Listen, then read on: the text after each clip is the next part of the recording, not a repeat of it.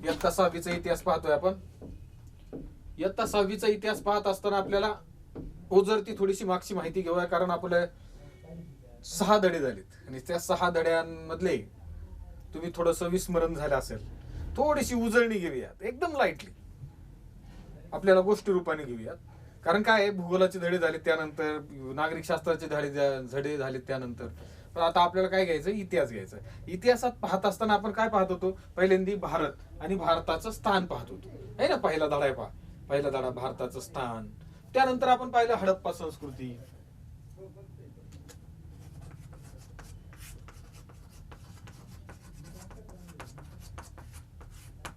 हडप्पा संस्कृती पाहिली, ती काही नैसर्गिक आपत्तीमुळे नष्ट झाली हे पाहिलं आपण.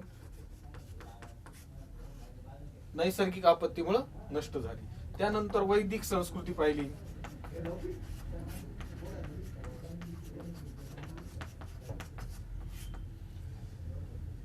संस्कृती पाहत असताना आपल्याला काय पाहतो आपण, हडप्पा संस्कृती आणि वैदिक संस्कृती. ही संस्कृती पाहत असताना आपण त्यातली आतली राज्य व्यवस्था पाहिली, सामाजिक स्थिती पाहिली, दैनंदिन जीवन पाहिलं आणि त्याचा इतर राज्यावर होणारा परिणाम पाहिला. म्हणजे नेमकं काय झालं, त्यावेळेस वेगवेगळे राज्य होते, संघटना होत्या, किंवा आपण त्याला छोटे छोटे टोळी होत्या, आणि त्यावर आपण पाहिलं की तिथली व्यवस्था कशी होती, जनसमुदाय कसा होता, नगर रचना कशी होती, ह्या सगळ्या गोष्टी आपण पाहिलं. संस्कृतीतील इतर ज्ञान एकमेकाला देण्याची पद्धत कशी होती, हे सगळं पाहिलं आपण. त्यानंतर त्यातली सगळी, म्हणजे आपण उदाहरणार्थ पाहिलं, आता सगळ्यात पाहायचं म्हटलं की आपण पाहतो, तुम्हाला सांगितलं होतं पहिले मी, कोणत्याही एखाद्या संस्कृतीचा, राज्याचा किंवा देशाचा किंवा प्रांताचा आपण इतिहास पाहत असताना आपण वेगवेगळ्या पद्धतीने पाहतो. आपण टप्पे करायला सांगितलं होतं मी तुम्हाला. एक राजकीय इतिहास पाहायचा, किंवा राज्य व्यवस्था कशी होती ती पाहायचं. सामाजिक जीवन म्हणजे लोकजीवन पाहायचं, आणि अर्थजीवन म्हणजे त्यांचे व्यवहार उद्योग कसे चालत होते ते पाहायचे, आणि मनोरंजनाची कोणती साधनं होती हे पाहायचं. आपल्याला पाहिलं होतं मी, आहे ना, तुम्हाला हे सांगितलं होतं. तर त्याच वेळेस आपण वैदिक संस्कृतीमध्ये त्याची राज्य व्यवस्था पाहिली होती, आहे ना. त्यानंतर आपण लोकजीवन पाहिलं होतं.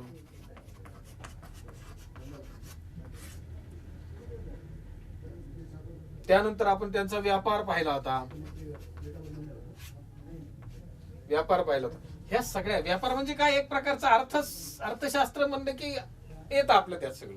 म्हणजे हा राज्य व्यवस्था, लोकजीवन, आणि लोकजीवन म्हणजे समाज जीवन आपण म्हणू, सामाजिक स्थान किंवा सामाजिक वर्णन आपलं हे सगळं पाहत होतो आपण. हे पाहत असताना आपल्याला त्यानंतरच्या धड्यात आपण काय पाहिलं होतं की विचार प्रवाह, म्हणजे आपण त्याला धार्मिक प्रवाह म्हणतो. धार्मिक प्रवाह किंवा आपण त्याला विचार प्रवाह वेगवेगळे झाले, वेगवेगळे धर्म अस्तित्वात आले, अस्तित्वात असलेले धर्म प्रसार झाला, हे सगळ्या गोष्टी आपण त्यावेळेस पाहिल्या. म्हणजे त्या गोष्टी आपण उजळत घेतोय पहिल्या धड्यापासून ते आता 6व्या धड्यापर्यंत. म्हणजे पहिला धडा भारताचं स्थान पाहिलं, कुठं आहे, पृथ्वीवर कुठं आहे हे पाहिलं. त्या पृथ्वीवरून आशिया खंडात आलो, आशिया खंडातून भारतीय उपखंडात आलो, आणि भारतीय उपखंडात आपण हडप्पा संस्कृती पाहिली. हडप्पा संस्कृती पाहिल्यानंतर आपण वैदिक संस्कृती पाहिली. वैदिक संस्कृतीत असले समाज जीवन, राज्य व्यवस्था हे पाहिलं. राज्य व्यवस्थेनंतर हळूहळू धर्म प्रवाह वाढत गेले, विचार प्रवाह वाढत गेले, आणि हे सगळे विचार प्रवाह वाढत जात असताना राजकीय दृष्ट्या काही बदल होत होते.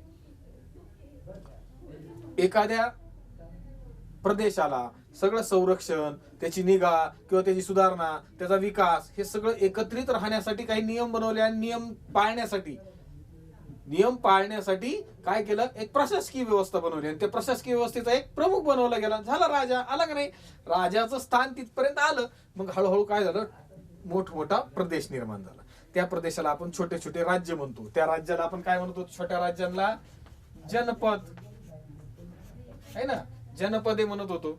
आणि हे जनपदे असताना मोठी राज्य अस्तित्वात आली. कसं आलं ते तुम्हाला सांगितलं मी, की काय झालं की छोटी राज्य असताना एखाद्याची साम्राज्य विस्ताराची विचार प्रवाह आला एखाद्या मनात, एखाद्या राजाच्या, की तो काय करायचा, साम्राज्य विस्तार करण्यासाठी आपल्या जनपदावरून दुसऱ्या जनपदावर आक्रमण करायचा, आणि जनपद आपल्यामध्ये मिसळून घ्यायचा. किंवा आपण आपल्या भाषेत त्याला म्हणतो की त्या राज्यावर, त्या जनपदावर माझं साम्राज्य निर्माण झालं. असं साम्राज्य विस्तार करण्यास सुरुवात झाली, आणि त्या विस्तारातून काय निर्माण झालं, महाजनपदे निर्माण झाली,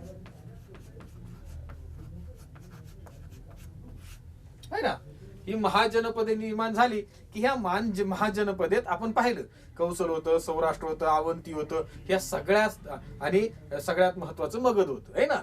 तर हे सगळे जनपद महाजनपद एकत्र आली. कशामुळे एकत्र आली की या मगध राजाने ही सगळ्या राज्यांना किंवा ह्या सगळ्या जनपदांना किंवा सगळ्या महाजनपदांना काय केलं, जिंकून घेतलं आणि एक मोठं साम्राज्य निर्माण केलं. आणि ते साम्राज्य म्हणजे कोणतं साम्राज्य, मी सांगितलं होतं तुम्हाला, मौर्य साम्राज्य. हे मौर्य साम्राज्य पाहायचं आपल्याला. आणि हे मौर्य साम्राज्य कधी निर्माण झालं, इसवी सन पूर्व 325 ला.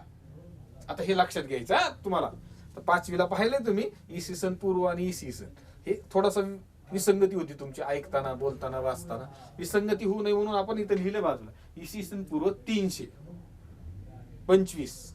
इसवी सन पूर्व 325 या कालखंडापासून आपण आपल्याला पुढचा भारत पाहायचा आपल्याला किंवा भारत पाहायचे. ह्या भारताच्या इतिहासाचा आपल्याला सुरुवात करायची आता की राजे महाराजे कुठून सुरुवात झाली. आता पहिला राजा कोणता आपण पाहिलं, जनपद होती भरपूर, त्यांचं उल्लेखनीय कामकाज आहे. आपल्याला ते खोली इतिहास गेले आपल्याला ते आपल्याला अभ्यासाला नाही एवढं की डिटेल्स मध्ये जाऊ. त्या मौर्य साम्राज्याच्या वेळेस अस्तित्वात असलेले वेगवेगळे जनपद किंवा महाजनपद किंवा आपण त्याला आत्ताच्या भाषेत म्हणतो राज्य, ते राज्य मगध साम्राज्याने जिंकून घेतली. आणि ती जिंकून घेतल्यामुळं पूर्ण भारतावर मगध साम्राज्य निर्माण झालं. हे कधी झालं की चंद्रगुप्त मौर्याने कोणाचा नाश केला किंवा आपण त्याला म्हणतो की त्यांचं साम्राज्य जिंकून घेतलं, धनानंदाचं आहे ना, नंदकुळाचं. तर ते आपण आता पाहणार आहोत. त्यासाठी आपल्याला आधी थोडस मागे जावं लागेल.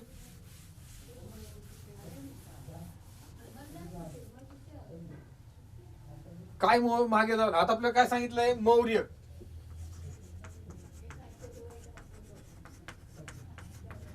मौर्यकालीन भारत बघायचा. आणि याचं नाव काय आहे, मौर्यकालीन भारत. आता मागची उधळणी घेतली, आता मौर्यकालीन भारत घेत असताना आपल्याला थोडस विस्तारपणे माग थोडस जाऊया आणि मग आपण भारताकडे येऊ. तर पहिले काय पाहायचं आपल्याला, जगात वेगवेगळ्या ठिकाणी जसं भारतात साम्राज्य होतं, छोटी छोटी महाजनपद होती, मोठी मोठी महाजनपद होती, तशी आपल्याला अनेक इतर ठिकाणी बी काही संस्कृती वाढ झाली, तिथं मानवजात होती किंवा त्यांनी प्रगती केली, विस्तारलेलं साम्राज्य होतं. तसं इराणमध्ये सुद्धा काही साम्राज्य निर्माण केले. तर इसवी सन पूर्व 6व्या शतकात आता आपण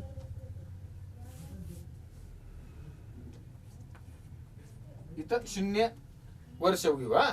इकडून गेलं की इसवी सन चालू होत, इसवी सन, आणि इकडे गेलं की इसवी सन पूर्व चालू होत ना. इसवी सन पूर्व चालू होत म्हणजे इसवी सन पूर्व 1 2 3 4 5 6 7 असं. म्हणजे आपण इथं घेऊया 1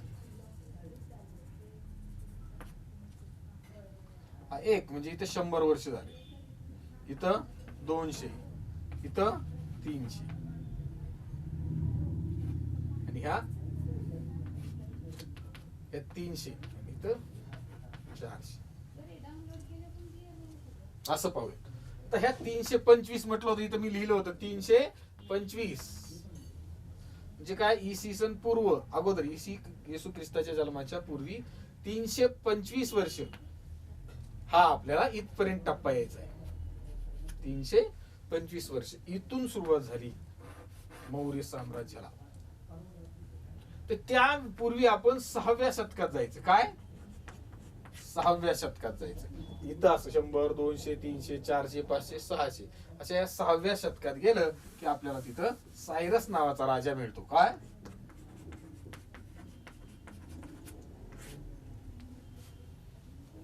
सायरस नावाचा राजा मिळतो. तुम्ही जगाच्या नकाशात पाहिलं की युरोप खंड आहे ना, मग आशिया खंड अशा प्रकारचा थोडासा जमीन एकमेकाला जॉईन आहे, मध्ये समुद्र नाही, काय नाही, असं छोटा समुद्र आहे पण त्याचा काही एवढा तुटलेला नाही, समुद्रामुळे जमीन अशी तुटलेली नाही, अशा प्रकारचा हा स्थान आहे. तर त्या युरोप खंडात इराणमध्ये या सायरसने आपलं साम्राज्य निर्माण केलं होतं. इराणमध्ये आपलं साम्राज्य निर्माण केलं कोणी, सायरस नावाच्या या सम्राटाने.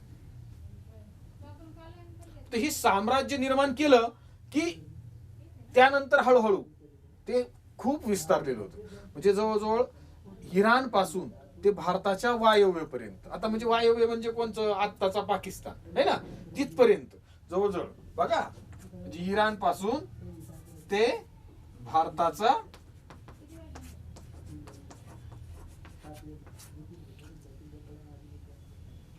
वायव्येपर्यंत.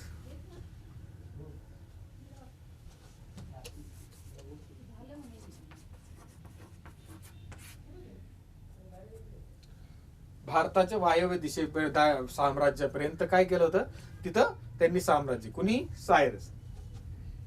कोणत्या शतकात? इसवी सन 6व्या शतकात, इसवी सन पूर्व 6व्या शतकात. आता थोडस पुढे येऊया. हे साम्राज्य निर्माण केलं इसवी सन पूर्व आपण 518 पर्यंत येऊ.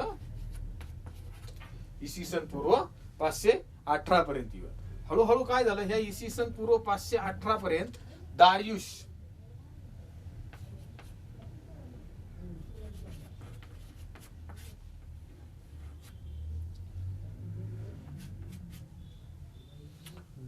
नावाचा राजा या इराणी सम्राट म्हणून घोषित करण्यात आला, किंवा तो त्याच्या कर्तृत्वावर झाला.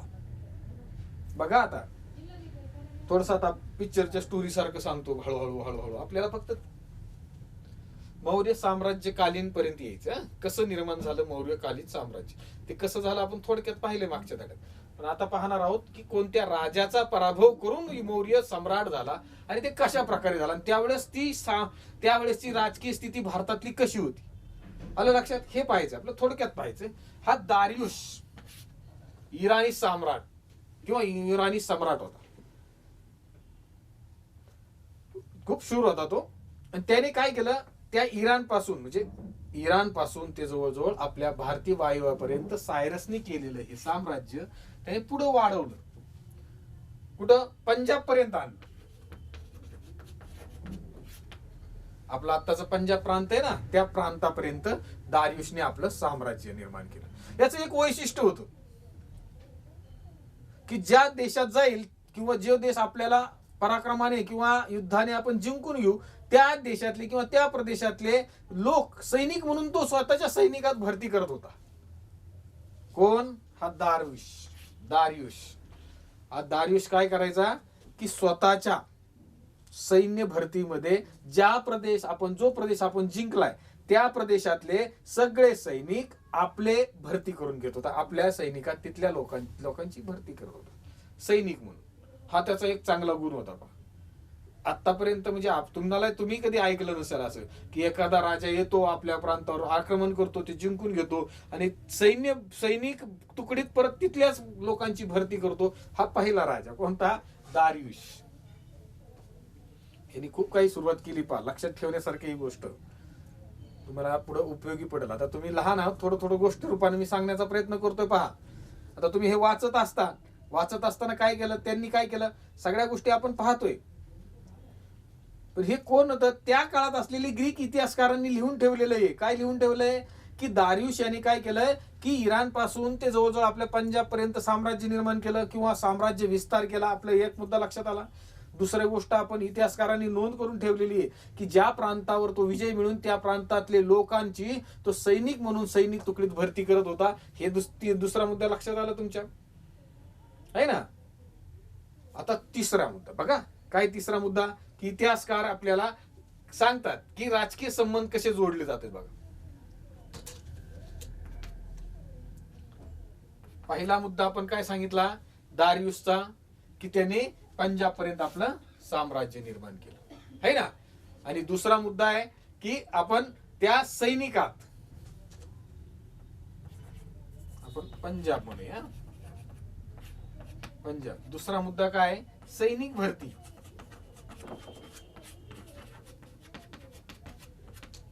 सैनिक भरती ती स्थानिक पातळीवर करत असे.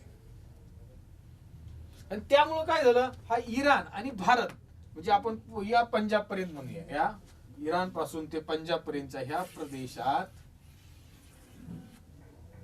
कशाचा संबंध आला? इराण पासून ते भारतीय महाजनपदापर्यंत त्याचा संबंध आला. त्यामुळं काय झालं, त्यावेळेस असलेली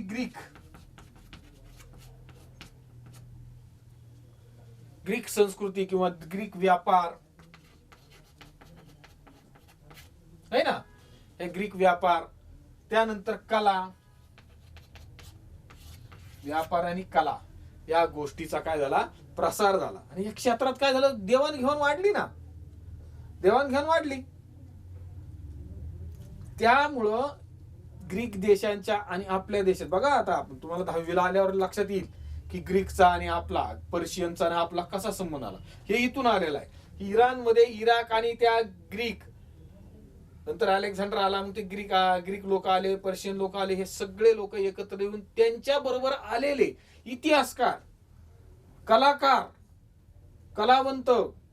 कलाकार म्हणजे असं नाही चित्रकार फक्त, चित्रकार, शिल्पकार, या सगळ्या वादक, वेगवेगळी सांस्कृतिक कला, ह्या सगळ्यांची देवाणघेवाण सुरू झाली. म्हणजे बघा, इसवी सन पूर्व 6व्या शतकात निर्माण झालेलं साम्राज्य 6व्या शतकातील 500 इसवी सन पूर्व 518 मध्ये दारियुश नावाच्या साम्राज्याने आपलं साम्राज्य पंजाब पर्यंत वाढवलं. या पंजाब पर्यंत वाढवलेल्या साम्राज्यामध्ये येणाऱ्या, तिकडून येणारे, म्हणजे एकत्र झालं ना, इराण पासून ते आपल्या वायव्येपर्यंत म्हणजे पंजाब पर्यंत आलेलं हे साम्राज्य एकाच वेळी, एकाच छत्राखाली आलं, किंवा आपण त्याला म्हणतो एकाच साम्राज्याखाली आलं. म्हणजे देवाणघेवाण आली, एकत्र आलं. आपण कसं आहात, जम्मू काश्मीर पासून तर कन्याकुमारी पासून एकच आहे ना, त्याच्यामुळे एकता वाढली. त्यामुळे तसं काय झालं, येण्या जाण्याचे संबंध वाढले, कला वाढली, व्यापार वाढला, व्यापाराची देवाणघेवाण झाली, तशी कलेची सुद्धा काय झाली, देवाणघेवाण झाली, आणि आपली कला विकास व्हायला सुरुवात झाली. ही एक स्थिती त्यावेळेसची आपल्याला सांगता येईल. म्हणजे व्यापार वाढला, हे वाढलं. आता पुढचा मुद्दा आपल्याला आहे त्या काळात असलेलं चलन, दारिक चलन. बघा, आता हे तुम्हाला सांगितलं मी, तिसरी गोष्ट दारिक. दारिक नावाचं चलन त्यांनी पूर्ण त्याच्या प्रदेशासाठी एकच वापरायचं सुरुवात केली. म्हणजे हे दारिक चलन वापरत असताना सगळ्या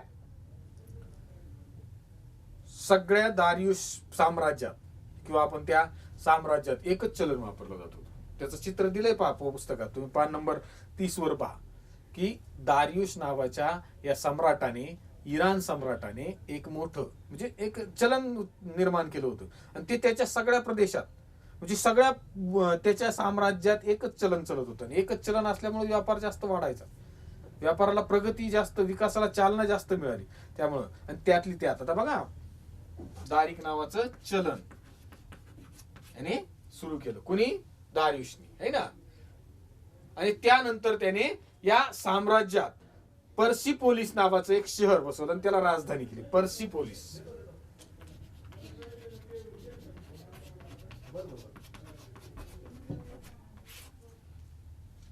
हे पर्सिपोलिस नावाचं चलन त्याने सुरू केलं. म्हणजे आता किती थोडक्यात माहिती सांगता येतील पहा. बघा आता काय होतं, आपण पाहत असतो सगळ्या गोष्टी एकमेकांना सापडल्या की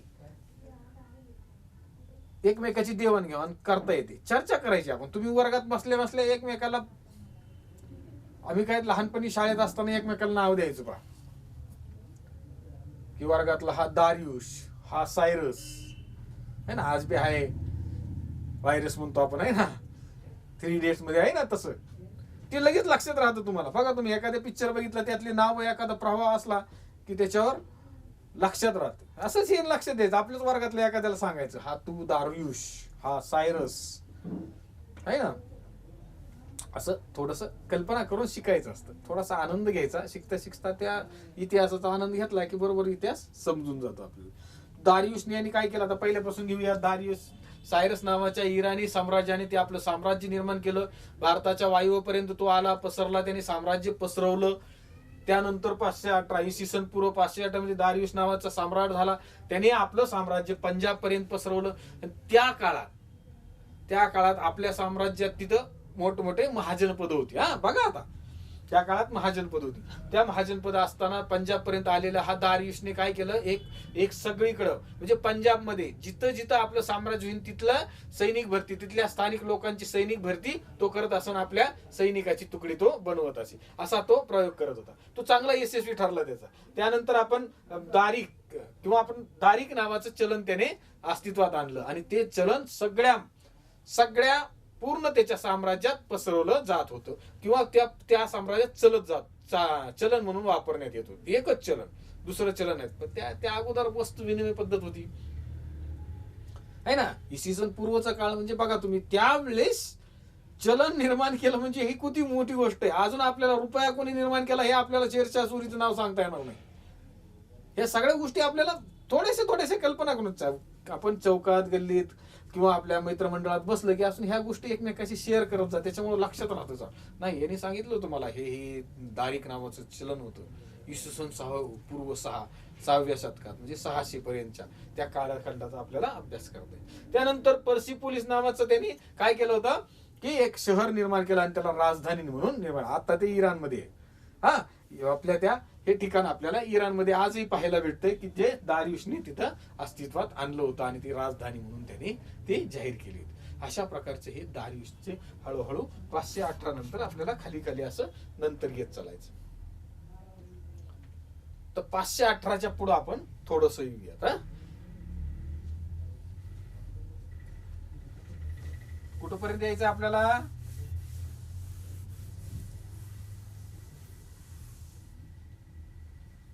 325 पर्यंत यायचं ना. हे 325 इथं लिहून ठेवले पहा मी. हे कोणाचं आहे? मौर्य साम्राज्याचा कालखंड सुरू होतोय. मौर्य कालखंड सुरू होतो, तो कालखंड आपल्याला 325 पर्यंत यायचे. आपण 6वे शतक पाहिले, त्यानंतर 518 मध्ये असलेला दारियुश पाहिला. आता त्याच कालखंडात असलेला ग्रीक राजा,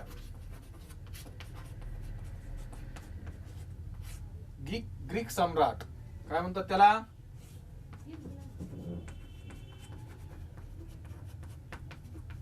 अलेक्झांडर, किंवा आपण त्याला काय म्हणतो?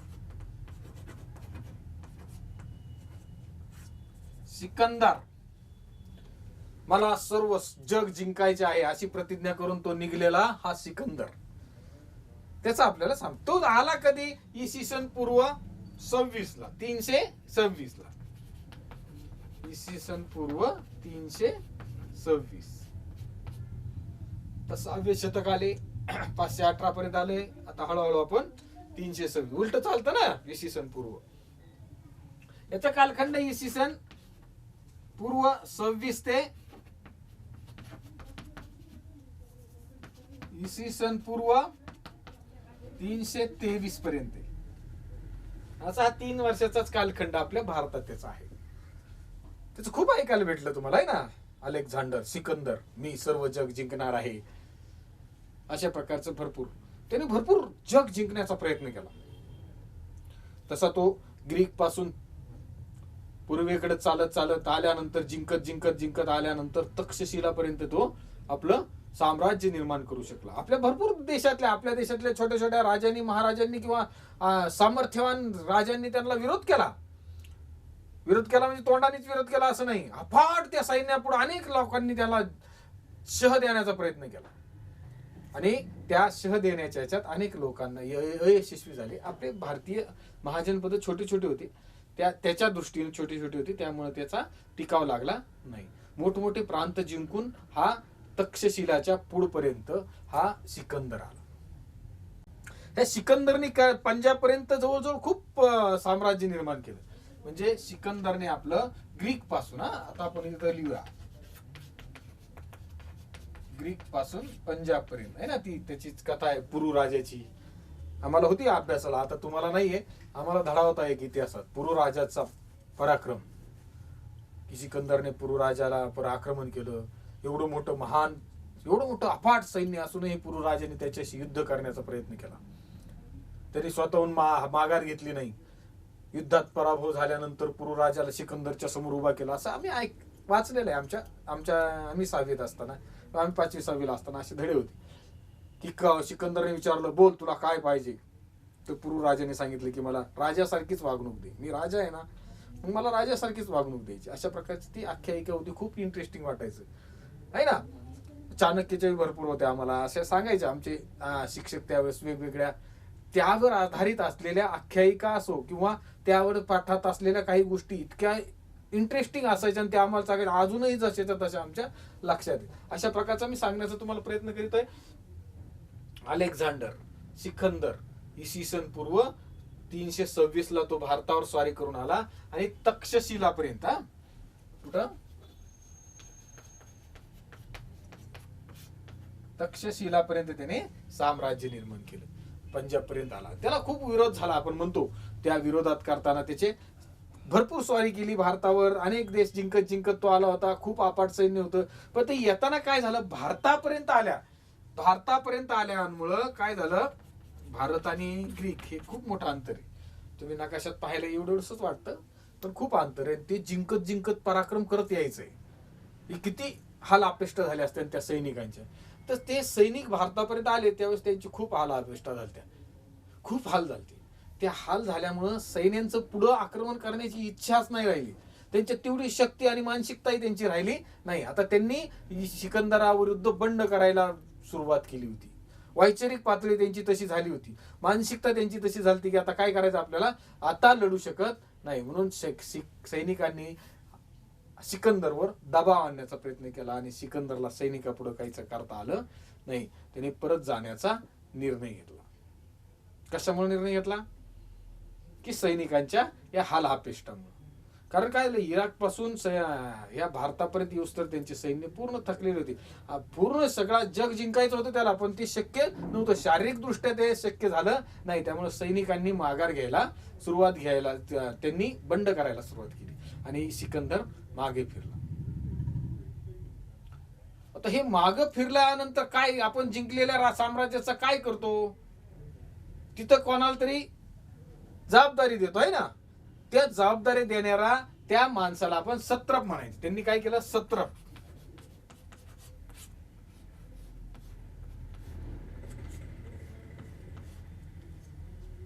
सत्रप म्हणून त्या व्यक्तीची नेमणूक केली आणि तो ग्रीक अधिकारी असल्यामुळे त्यांचा वचक राहिला. म्हणजे आपण पाहतो की एखादं साम्राज्य जिंकलं, आपल्या भारतावर भरपूर लोकांनी आत्ताच्या काळात नंतर आक्रमण केलं. मुघल सत्तेच्या काळात म्हणा किंवा सुलतानशाहीच्या सुरुवातीला म्हणा आक्रमण केलं आणि ते परत अफगाणिस्तानला निघून गेले. असे मोहम्मद घोरी म्हणा किंवा असे वेगवेगळे राजे किंवा साम्राज्य होतं की ते भारतावर आक्रमण म्हणायचे. तिथं आपला एखादा अधिकारी किंवा आपला जवळचा माणूस त्याला राजा घोषित करायचा आणि आपण निघून जायचं. अशा प्रकारची घटना घडलेली त्याच्यात पाहिल्या आपण. तर ही सिकंदरने आपलं सगळं साम्राज्य पंजाबपर्यंत तक्षशिलापर्यंत साम्राज्य सांभाळलं आणि सैनिकांच्या आग्रहाखातीर तो परत फिरला. पण त्या ज्या आपलं साम्राज्य निर्माण केलं त्या साम्राज्यावर नियंत्रण ठेवण्यासाठी सत्रप म्हणजे ही पद झालं. त्या एखाद्या XYZ व्यक्तीला तिथं ही जबाबदारी म्हणजे सत्रप दिला. असं प्रकारची सत्रप देऊन तो निघाला. परतीला जाता जाता तो इराकमध्ये बॅबिलॉन नावाच्या शहरात त्याचा मृत्यू झाला. कुठं, बॅबिलॉन.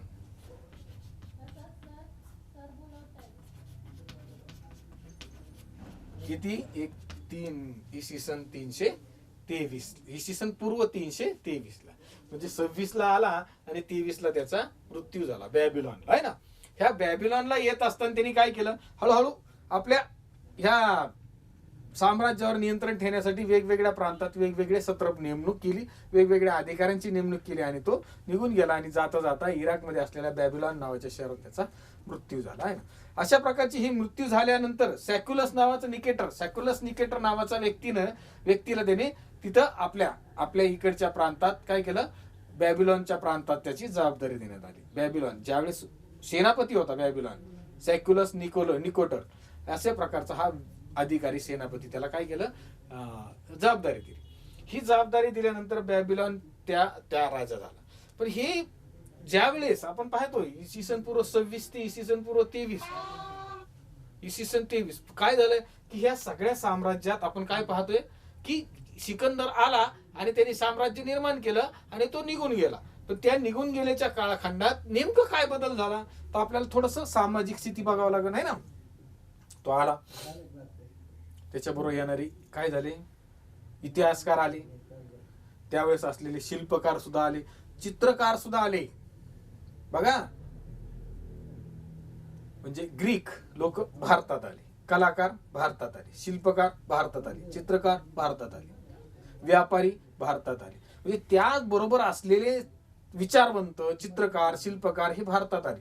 पण ते तिथले होते आणि आपल्या भारतातले काही शिल्पकार, चित्रकार भारतात होतेच ना. यांच्या दोन कलांचा संगम झाला. म्हणजे एकमेकांच्या कलांची देवाणघेवाण झाली, त्या शिल्पकलेची देवाणघेवाण झाली. आता तुम्हाला 10वीला हा प्रश्न आहे मोठा की गांधार शिल्पकला ही गांधार शिल्पकलेचं अस्तित्वच निर्माण झालंय की ग्रीक पर्शियन आणि भारत या तिघांचा संगम मिळून एक गांधार शिल्पकला निर्माण झाली.